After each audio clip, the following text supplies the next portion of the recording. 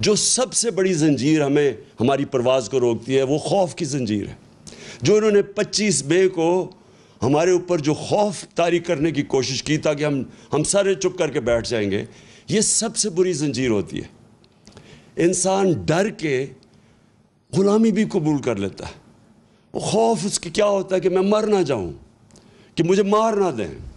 میں نے جب پہلی دفعہ الطاف حسین کے خلاف آواز بلند کی تو ساری میری پارٹی آ گئی کہ جی یہ آپ نے کیا کر دیا, یہ آپ کو مروا دے گا الطاف حسین, کیونکہ خوف ہوتا ہے لوگوں میں. لیکن میرا تو ایمان ہمیشہ یہ ہے کہ جب سے میرے مہمان, ہمیشہ سے نہیں, شروع میں نہیں تھا, جب سے میرے مہمان آیا تو مجھے تو یہ پتہ ہے کہ قرآن میں واضح لکھا ہوا ہے کہ جب تک وہ آپ اوپر نہیں لے کے جائے گا جب تک اس کا فیصلہ نہ ہو. تو یہ انسان کو آزاد کرنے کے لیے اللہ نے اپنے ہاتھ میں رکھی ہوئے زندگی موت. پھر دوسرا خوف, میری رسک نہ چلی جائے. اب یہ جن لوگوں نے 25 مئی کو یہ جو پولیس والے اور رینجروں نے جو ربر بلیٹس اور شیلنگ کی تھی عورتیں بچوں کے اوپر, ان کو پتہ تھا یہ غلط کر رہے ہیں. ان کا ضمیر تو بتا رہا ہوگا ان کو غلط ہے, لیکن ڈر رہے ہوں گے کہ ہماری نوکری نہ چلی جائے. دیکھیں, قانون یہ کہتا ہے کہ آپ کوئی غلط کام نہیں کر سکتے قانون کے خلاف, چاہے آپ پولیس والے ہوں, چاہے فوجی ہوں, چاہے آپ گورنمنٹ سرونٹ ہو. جب اپنی نوکری کو بچانے کے لیے غلط کام کرتے ہیں, گناہ کرتے ہیں, یہ بھی ایک شرک ہے.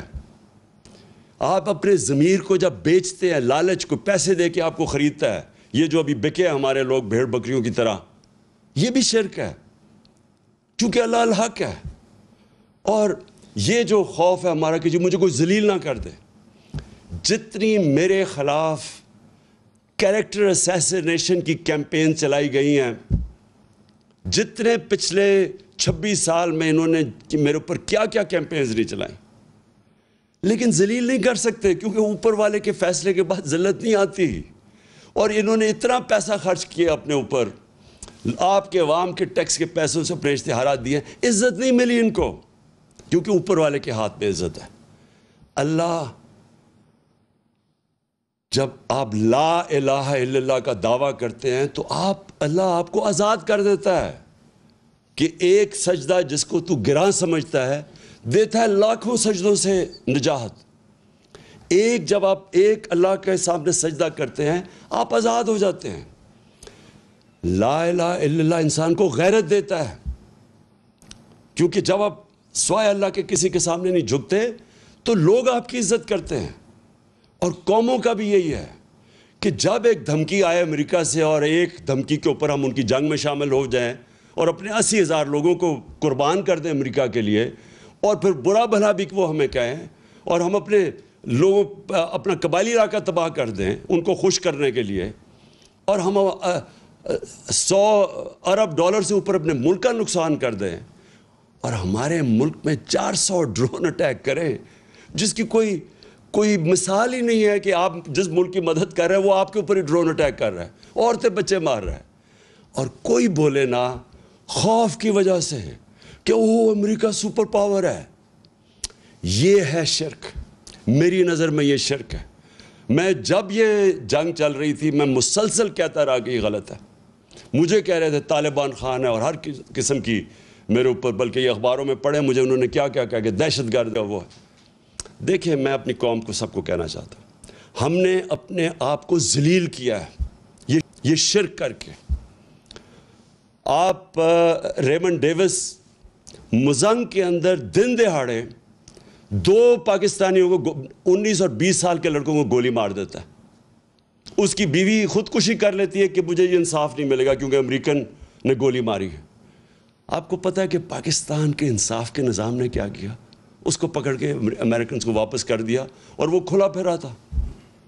کیا پاکستانی وہاں یہ کرے تو کیا وہ معاف کریں گے؟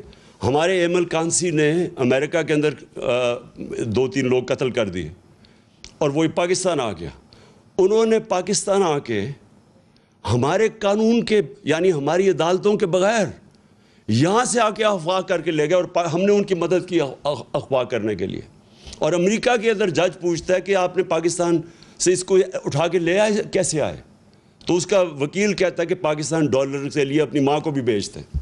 یہ ہم نے ذلت اٹھائی ہے، یہ ہمارا قصور ہے، یہ امریکہ کا قصور نہیں ہے، کیونکہ ہم یہ خوف کے بت کی پوجا کرتے ہیں۔ میں کبھی یہ نہیں کہوں گا کہ ہم کسی قوم کی دشمنی لیں، میں یہ کبھی نہیں کہوں گا کہ ہم امریکہ کے ساتھ اپنے تعلقات بگاڑ دیں۔ ہمیں اچھے تعلقات ہمیشہ رکھنے چاہیے امریکہ سے۔ سب سے زیادہ ایکسپورٹ کرتے ہیں ہم امریکہ کو۔ ہماری جو سب سے طاقتور کمیونٹی ہے پاکستانی، وہ امریکن پاکستانی کمیونٹی ہے۔ لیکن غلامی، اس سے بہتر ہے انسان مر جائے کہ اگر آپ نے غلامی کرنی ہے۔ میں تو غلامی سے بہتر ہے کہ آپ کو مر جانا چاہیے۔ دیکھیں، ہمیں خوددار قوم بن کے رہنا ہے۔ ہمارے بڑوں نے جہاد کی تھی، جدوجہد کی تھی پاکستان کے لیے، اس لیے نہیں کی تھی کہ آج ہم ایسے بیکاریوں کی طرح پھریں کسی کے سامنے اور جھکیں کسی کے سامنے۔ تو میں آپ اپنی قوم کو یہ صرف کہنا چاہتا ہوں، دیکھیں، لا الہ الا اللہ کو سمجھیں، یہ ہماری قوم کو غیرت دے گا۔ ہم اپنے پیر پہ کھڑا ہونا سیکھیں۔ میں یہ جو آج آپ کے سامنے رکھ رہا ہوں، میں اس باری انشاءاللہ بیرون ملک پاکستانی ہوں، ان سے میں انشاءاللہ پیسہ اکٹھا کروں گا تاکہ ہمیں کسی اور کے پاس جا کے ہاتھ نہ پھیلانے پڑے۔ اور میں آپ کو ایک بات بتا دوں کہ ایک دفعہ ہم اپنے پیر پہ کھڑے ہو گئے اور سیدھے راستے پہ لگ گئے، ہم نے اپنے ملک میں یہ عدالتی نظام، قانون کا نظام ٹھیک کر دیا، یہ طاقتور ڈاکوؤں کو قانون کے نیچے لیا ہے، مافیاز کو قانون کے نیچے لیا ہے، اور اپنی عام لوگوں کی ہمارے میں احساس ہونا چاہیے کہ ان کو ہم اوپر اٹھائیں مشکل وقت میں۔ میں آج آپ کو کہہ رہا ہوں کہ یہ ملک، آپ کو کسی کو نہیں اندازہ کہ جتنی نعمتیں اللہ نے ہمیں بخشی ہیں، یہ کتنی تیزی سے ہمارا ملک اوپر جائے گا۔ میں آج آپ سب کا پھر سے آنے کا شکریہ ادا کرتا ہوں۔ میں آج آپ سب کو